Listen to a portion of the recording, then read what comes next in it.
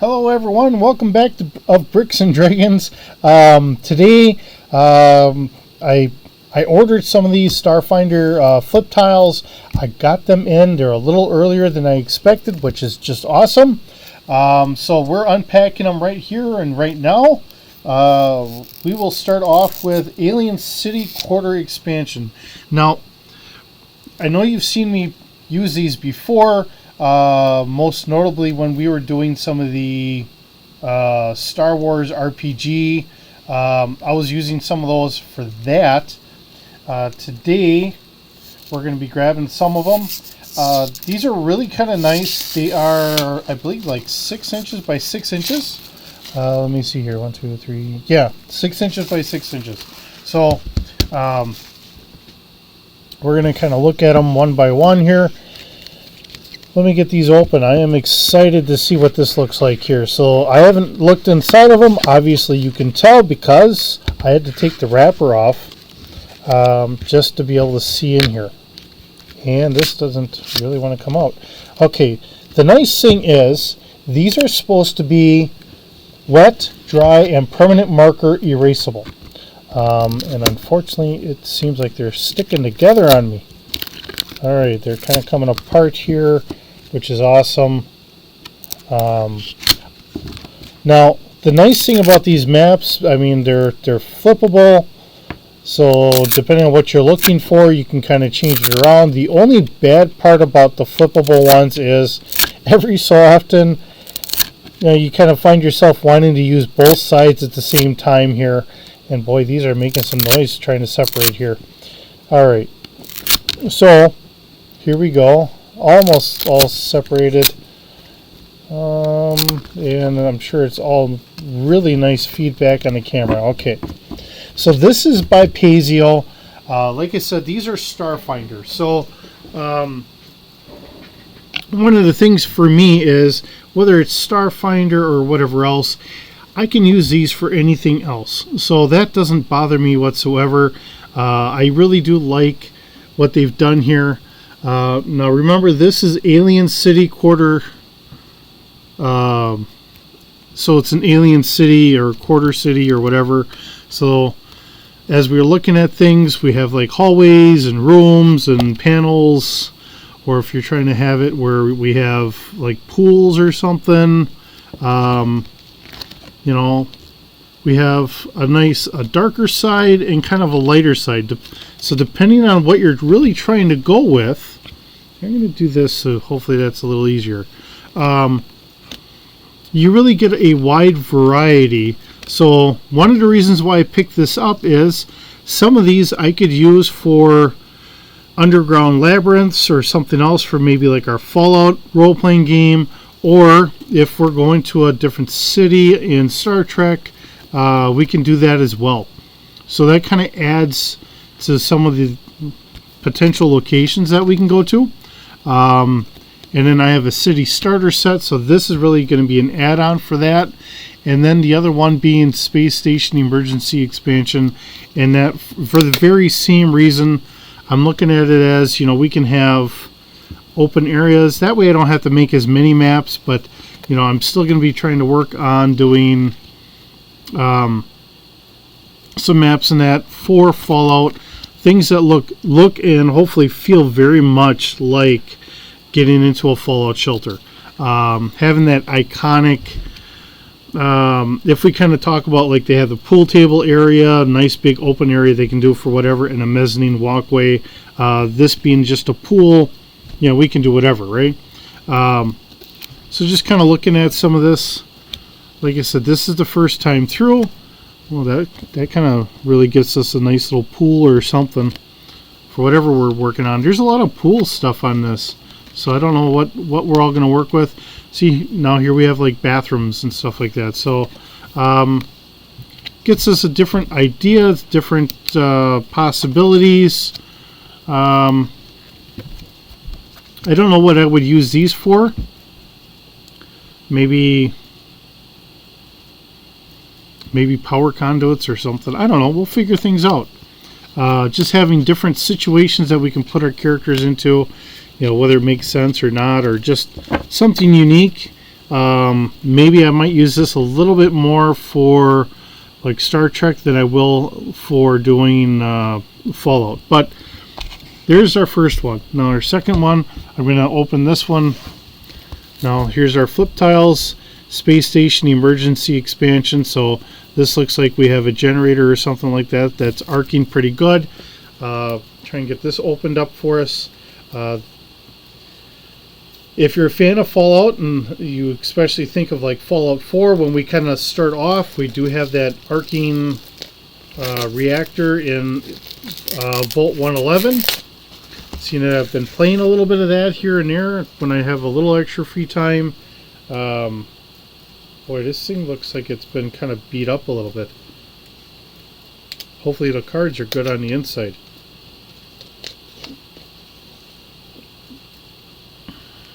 And this is all supposed to be brand new, but when I was trying to get it out of the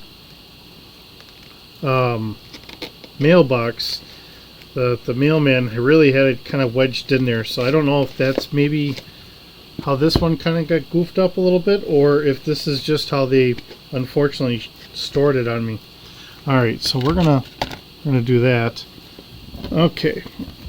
So here we have like red lights. This would work really good if we were doing like an emergency attack or something.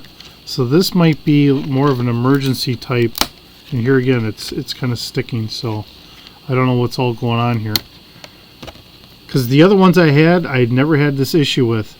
But with this red hue on here, this really kind of seems like it would be something like an emergency protocol or something like that. So really kind of a fitting, especially with it being an emergency expansion. So I guess that would really make a lot of sense. Some nice explosions here.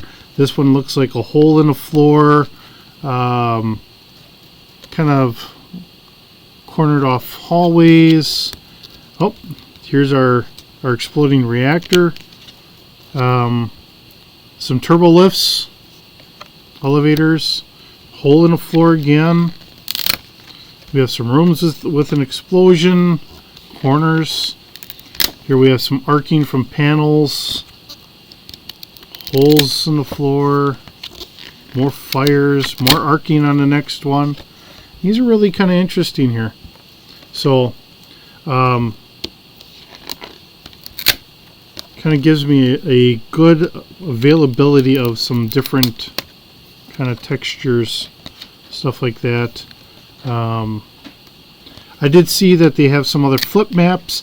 The only problem I have with the flip maps is I'm doing this on the pool table, and sometimes the maps want to take up a little bit more room. And when I'm doing a recording, of course, I have to have room for my laptop here. So the big maps just don't work out very well.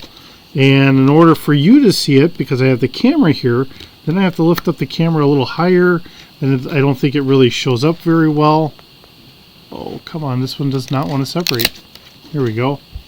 Alright, so now we get a fire, and then this one's very similar, except that's got the lightning. And then we got a corner here.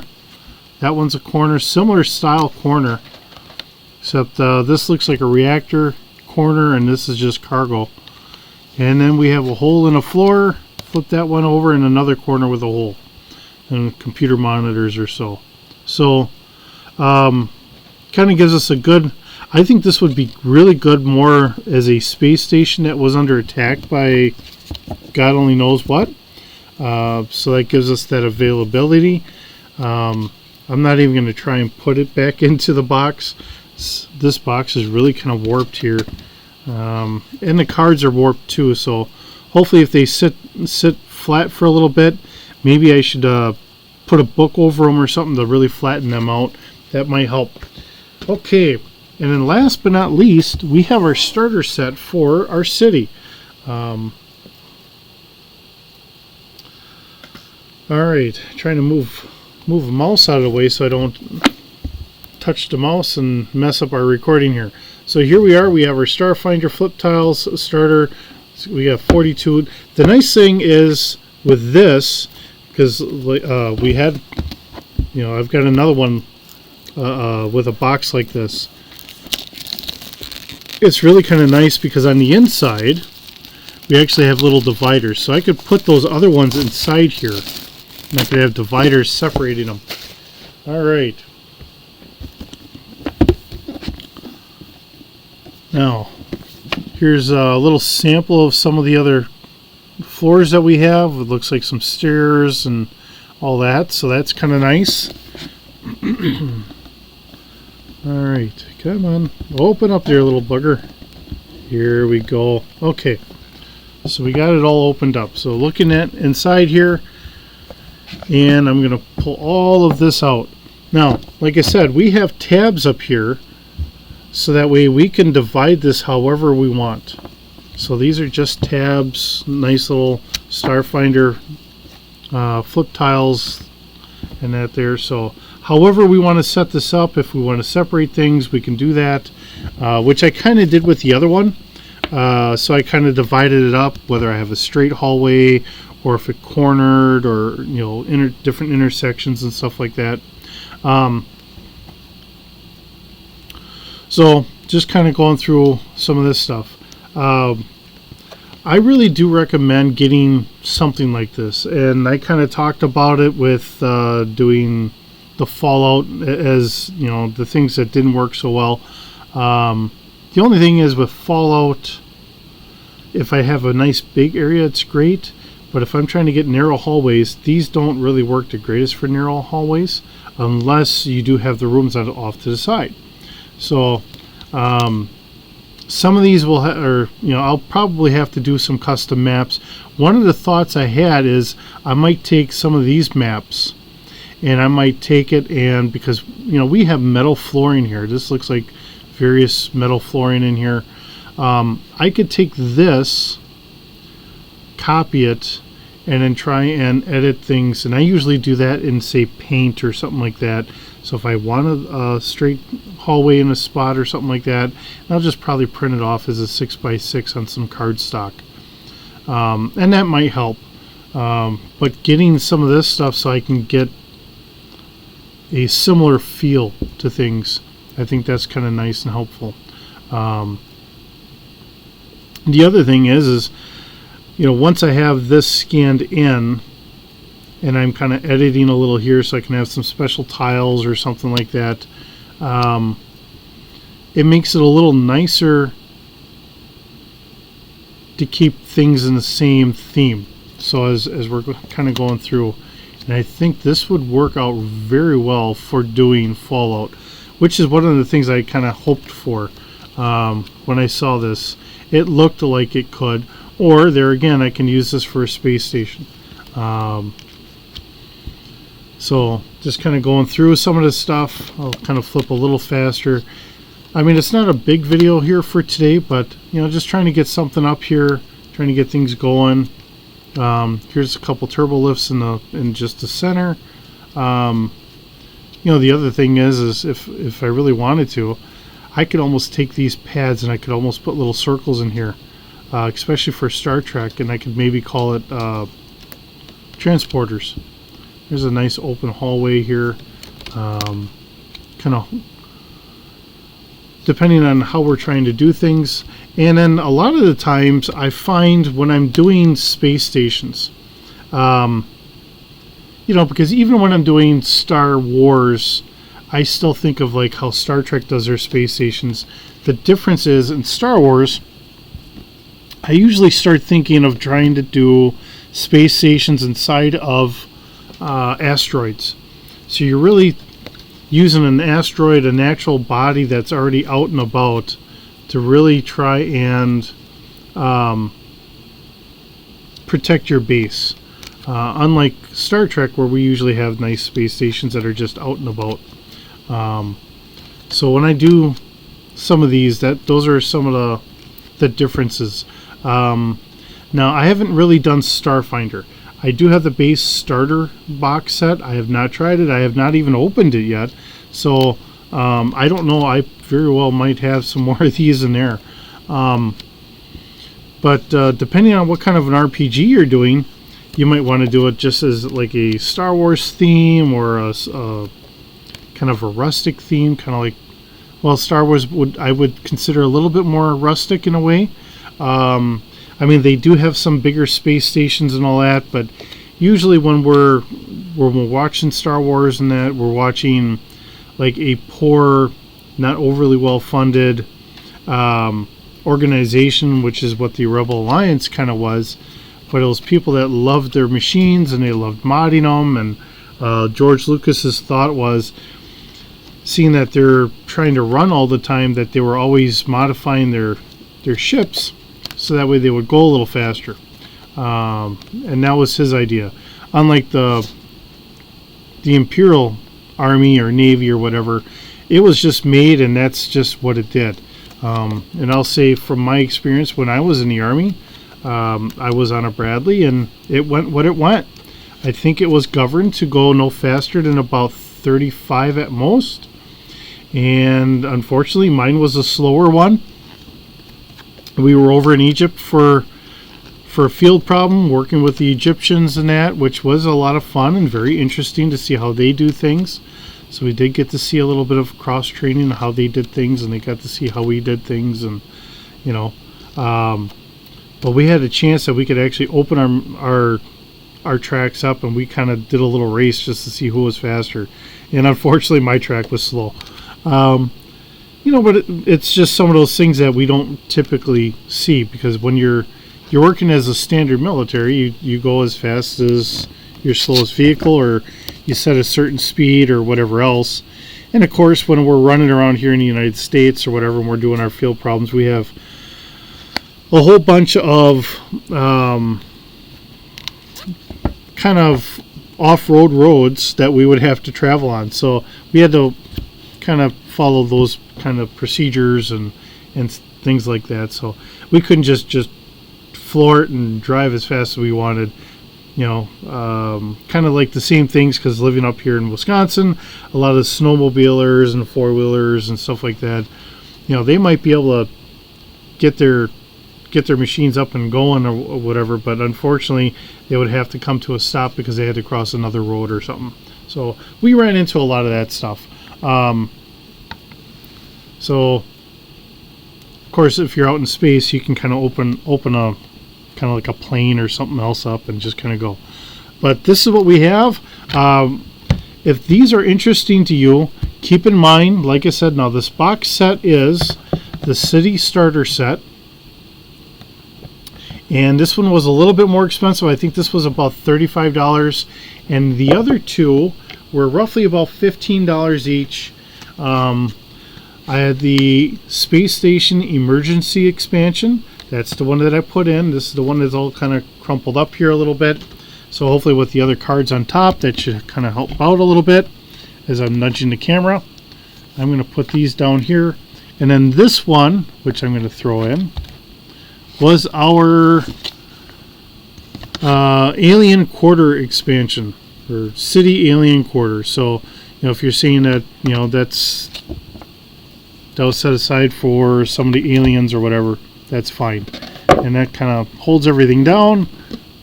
So, hopefully everything will flatten out. And we'll go from there. And we're going to start seeing these kind of pop up in some of our Star Wars or our Star Trek or Fallout or whatever. A little here, a little there. Gives me some better options of some of the other things that we have. So, yeah, we'll just kind of go from there. Thank you for visiting. Thank you for sitting around the pool table and enjoying what silliness I have to say and seeing what we have here for things that we can add on. And you know, we'll see what our adventures call for. And you know, I do have a habit of, if I'm trying to develop things, I'll take some of these tiles and I'll put them down and I'll take a picture so I can get an idea, and I'll actually leave them separated a little bit. So if these were them, and I'm going to move the camera up here a little bit. All right, trying to angle here. Okay, so if I was going to set these out, I would actually separate them a little bit, and I do that the same thing with any of the others. I would take a picture so I have an idea of what I'm trying to set up. That way I can always look at it or whatever else. And then if I'm writing this up and I'm putting it onto like my computer or something else, I'll take that picture and I'll have it in there on that file, so that way when I'm trying to grab these, I can see what it's supposed to look like. And that kind of really helps me out. In our Star Trek, it worked really nice. We had the maps, but in our Fallout, we didn't have those maps, so that really didn't work as good, and we go from there. But yeah, this should help us out a little bit more, get us a little bit more variety in what we can do and what we have available. So that being said, thank you so very much for joining. Hope you had a good time. Hope you are having a great day. We'll see you in the next video.